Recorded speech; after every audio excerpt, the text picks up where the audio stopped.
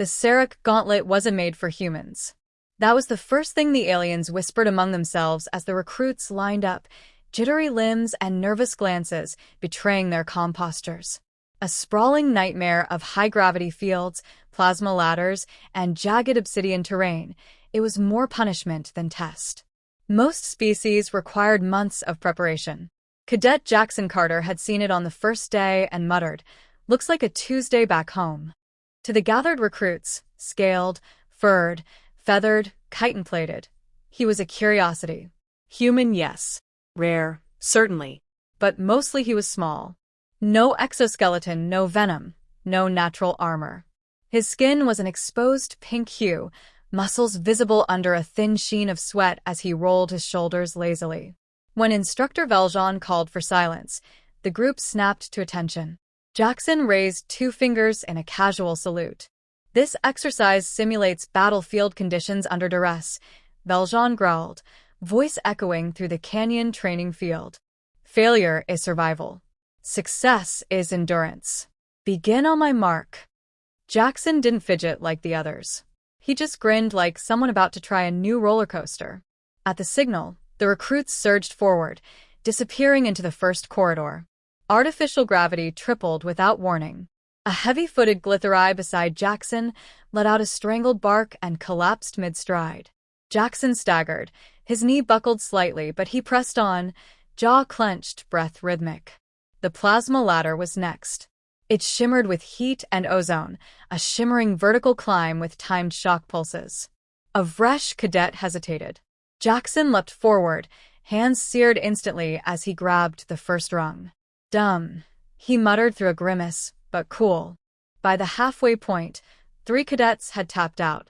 Medical drones descended, scooping them up gently. Jackson ignored them.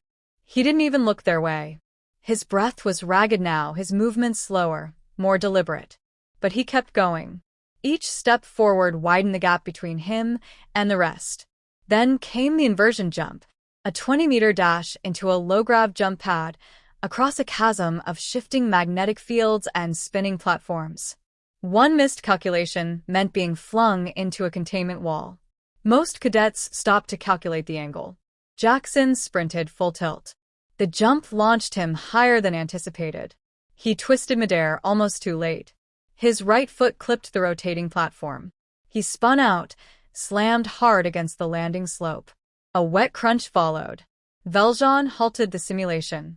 "Medic to Zone 3. Human cadet is down." Jackson didn't scream. That was what unnerved the others most. He curled onto his side, gripping his leg. His face was pale but set, eyes glassy with pain. Blood trickled from a scrape above his brow. The medical drone hovered close. "Compound fracture detected. Alert. Human skeletal breach." "I'm fine," Jackson grunted, swatting it away weakly. "Injury classified as non-functional. Recommend immobilization and evac." "Yeah, I recommend you shut up and back off." The drone paused, clearly unsure how to interpret human sarcasm. Jackson gritted his teeth, sat upright with effort, and stared down at his mangled leg. Bone pushed slightly beneath the skin, distorted. One of the alien cadets gagged. Another turned away entirely. "Cadet Jackson," Valjean barked, approaching. "You require evacuation. This is not optional." Jackson looked up, sweat-soaked and shivering. Then he grinned. "Optional sounds like a fancy word for maybe.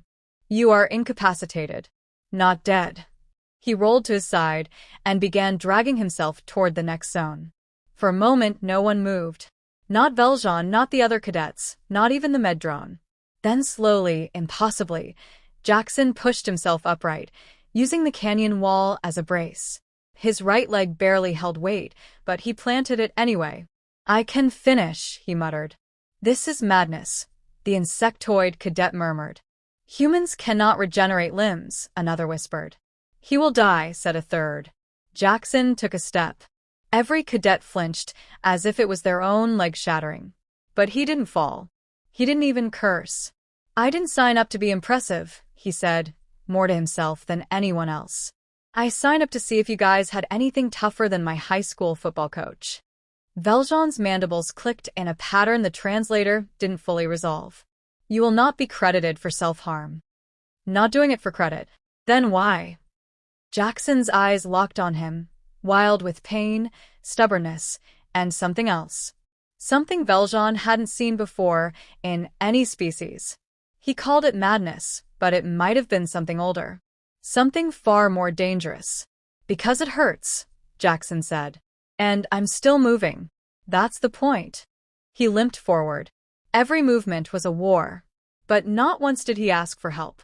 Not once did he look back. Behind him, the alien cadets exchanged glances, some in horror, some in awe. And for the first time in recorded training history, no one else quit the Sarek gauntlet that day. They watched him eat like he hadn't nearly fractured his leg the day before. Jackson sat cross-legged on a bench in the mess hall, shoveling something beige and steaming into his mouth with alarming speed. The bandage on his leg was patched together with emergency sealant and raw human stubbornness. A faint yellow bruise bloomed up his thigh, where the bone had buckled. He didn't limp. He swaggered. Across the hall, 3 alien cadets stared from behind a heat-shielded table. Vesh, the avian pilot trainee with iridescent feathers, clicked his beak nervously. He should not be walking. He should not be alive, muttered Cadet, the insectoid with fractal compound eyes that kept twitching toward the human. Compound fractures require rest. At least 3 rotations in a Regan pod. He declined Regan, added Ralzeth, the gelatinous medic in training whose species was genetically incapable of sarcasm. He said, and I quote, "Let it heal the old-fashioned way. Builds character."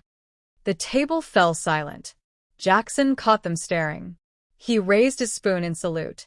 "You all look like I just murdered a puppy." "We do not understand you," Vesh called back. "Welcome to the club," Jackson said, grinning. The trio approached cautiously. Cadet led the way, his claws tapping a staccato rhythm against the floor. "You should be in the med bay. In traction. Sedated. I get that a lot. You were in obvious agony, yet you continued the exercise." Jackson shrugged. "Pain's just the body reminding you you're still alive." Ralzeth's core pulsed blue in confusion. "That is not a medically endorsed perspective." "I'm not a medically endorsed person." He finished his meal with one final, loud slurp, then leaned back with a satisfied sigh. "Listen, I get it. You guys think I'm nuts. Probably am. But where I'm from, you don't stop because something hurts. You stop because you're done." Cadet leaned closer, his antennae flicking uneasily.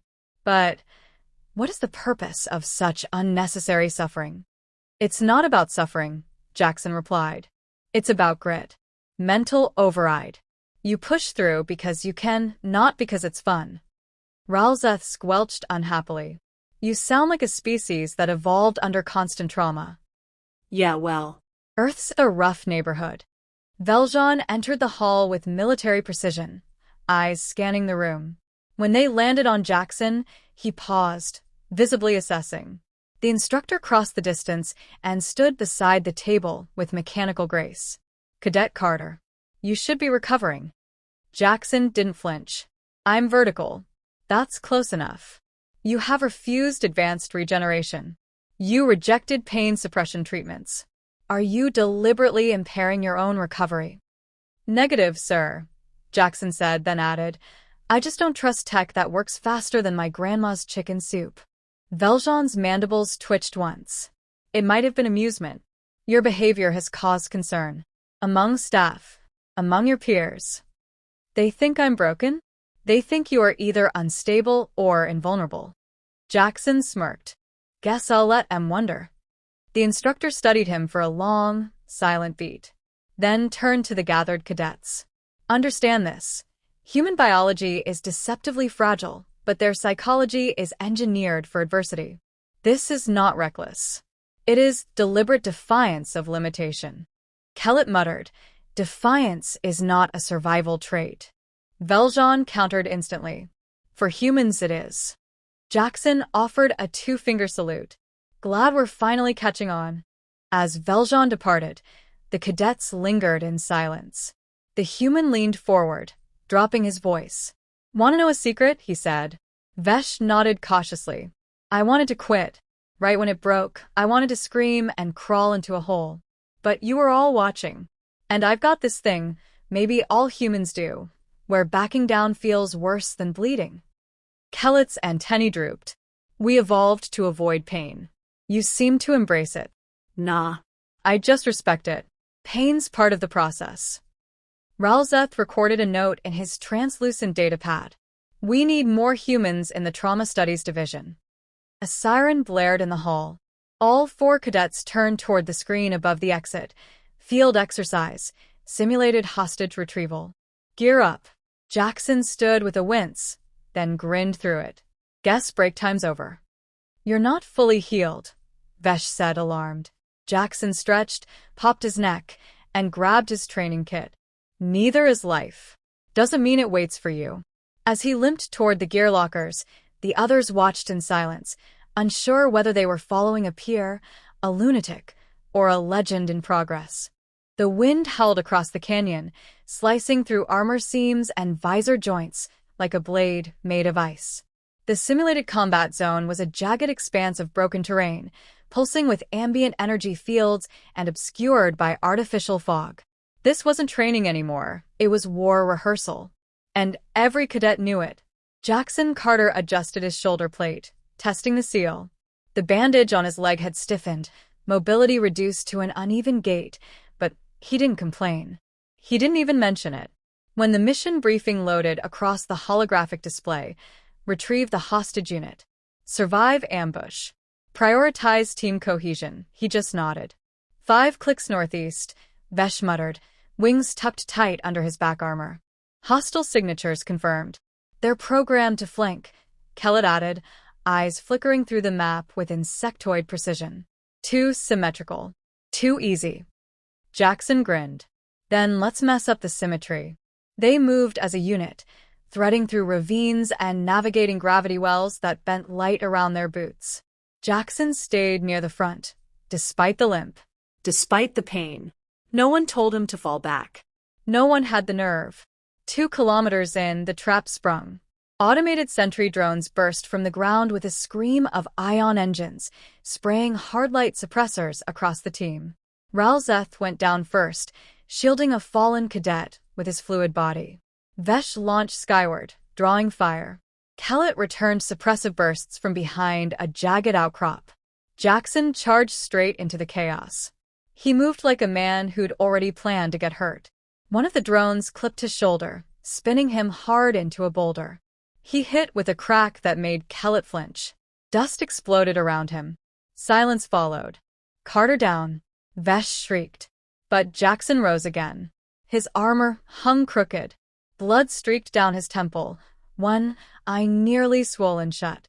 He grinned as he reloaded. "I'm good," he rasped. "You are not good," Kellett hissed. Nope. "But I'm still upright." They pushed on, breaching the mock enemy perimeter with coordinated precision. Jackson led the breach, dragging his leg like dead weight, but refusing to slow. The hostage was a weighted dummy wired with heat signatures and programmed distress calls. Jackson reached it first, throwing it over his shoulder like a duffel bag. "Extraction points west," Vesh called out. A rumble split the canyon. Another wave of drones descended, faster, heavier, armed with kinetic dispersers. "We'll never outrun them," Kellett snapped.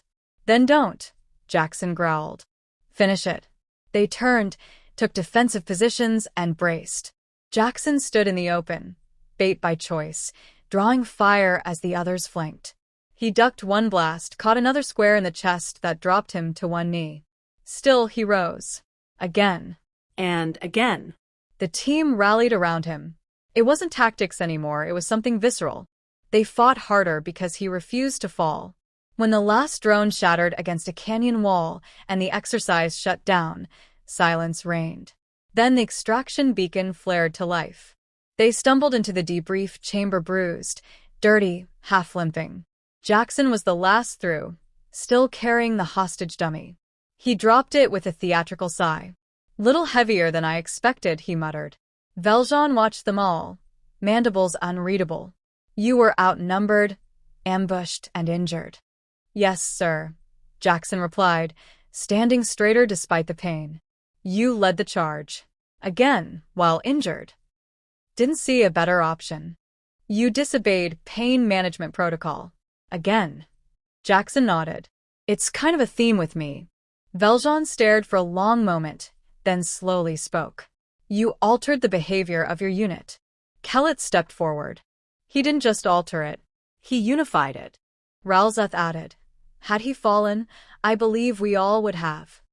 Pain is irrelevant if the mission is incomplete, Jackson said. I'm not unique. I'm just trained to keep moving. Valjean stepped closer. His voice was low, cold. You are not trained, Cadet Carter. You are conditioned. You are a culture of endurance masquerading as civilization. And now I see why your species frightens so many. Jackson gave a crooked grin. Hey, we're not that scary. You bleed like prey, Valjean replied. But you refuse to fall like it. The debrief ended without ceremony. The cadets dispersed slowly, some limping, others silent with thought. Jackson remained behind, staring at the canyon through a reinforced viewport. Cadet approached him. Does it always hurt? Jackson didn't answer for a moment. Then, quietly. Yeah. But that's the point. Cadet studied him. Then what happens when it stops? Jackson's smile faded. That means I've stopped moving. Cadet nodded once, quietly processing. Then walked away. Jackson looked back out at the canyon. And smiled again.